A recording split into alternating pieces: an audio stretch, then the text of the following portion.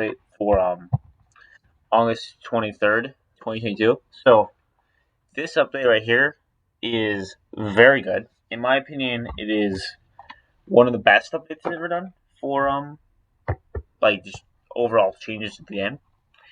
And I've already read it, but let's just go through chronological order. So first change they did was blood up costs, which is amazing because 3K, 2K, and then they just up to 7K from 5K. So you're gonna get a 1 through 2K discount on everything, which is amazing because that basically makes the grind get reduced by what they said is 33%, which is great.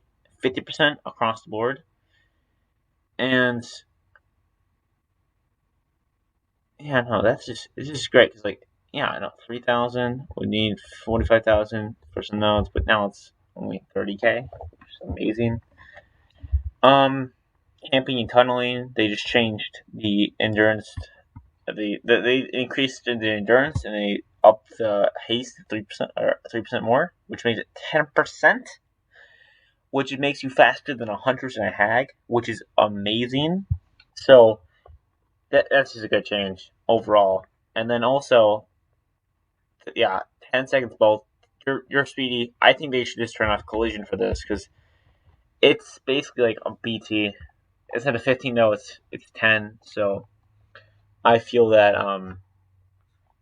overall they kind of fixed the game with adding this because camping was and tunneling was super easy. You just wait 5 seconds and you down them. You kind of just wait them out. Okay, dead hard. Okay, hit them, dead. Okay, cool. Metal Man got changed pretty significantly. They disabled the conspicuous requirement. So now you can legitimately just use it indefinitely.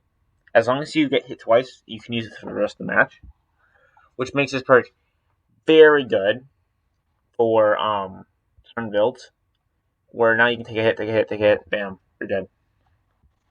And it lasts. You can do gens, you can do totems, you can bless totems, you can do whatever you want. Now, and you have the extra hit with you, which makes when this pops, it's gonna pop I think twice. It should pop I think twice a game on average. I think once, and then if you're playing aggressive twice, playing non-aggressive once. So okay, yeah. Post PDB changes, these are changes they made from the PDB. Specifically, Albert himself, Albert Wesker, has been made it where the hitbox been toned down. They changed it where when survivors you collide into, let's say you grab someone, you pick them up, you are tossing them, and you toss them into one of their friends. That means that other person that they got hit by that, the person that you threw them into is now deep wound, which is great.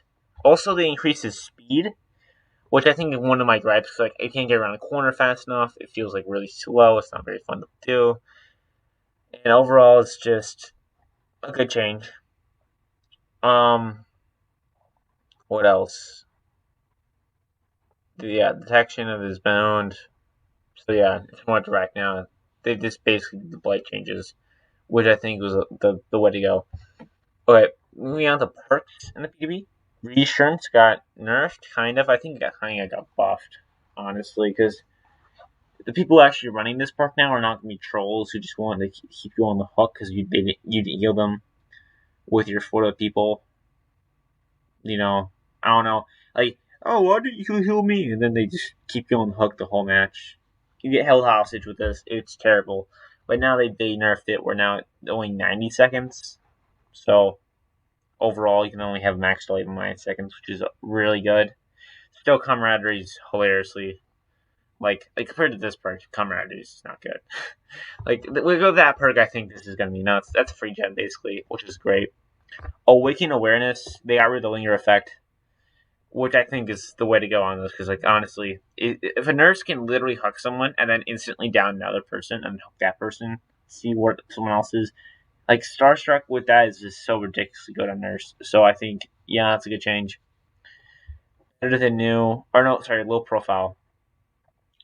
One of Ada's perks. Ada has weird perks.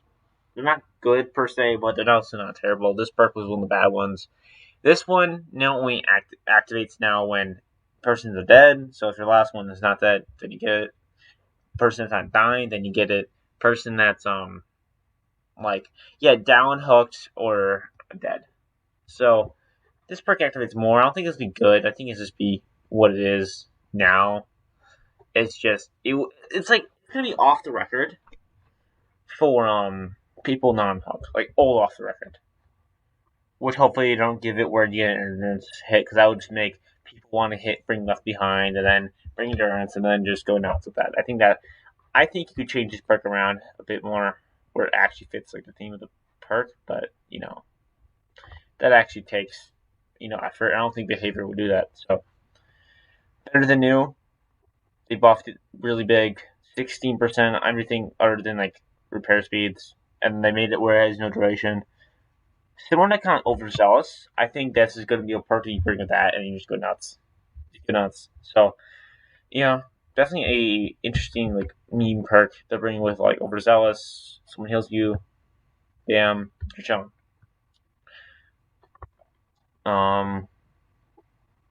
We finally come to the RPD station, and they nerfed it for survivors. They basically got rid of a bunch of pallets.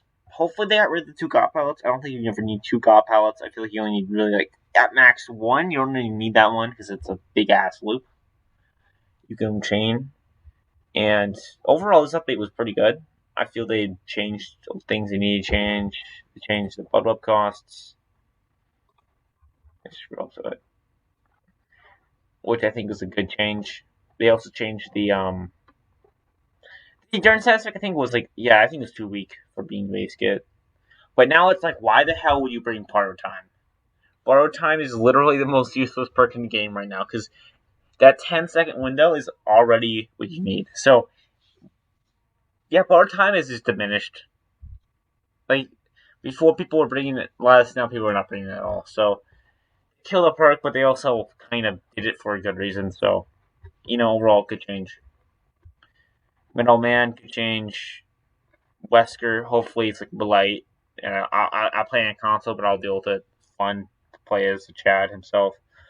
Reassurance did change. Awaken like this perk right here is super good. It's just they made it where it isn't insanely like exploitive. Awaken awareness, good change. Low profile, I think low profile is still gonna be ass. Don't get me wrong, but it's not gonna be as bad. Also, it hides your run spin if you're interested. This is gonna be a interesting perk, but not as insane as people might think. Because like if this was like repair speed, this would basically be you're working on gen with a person and they basically have prove thyself. And then if you prove thyself, it's gonna be insane. So good change overall.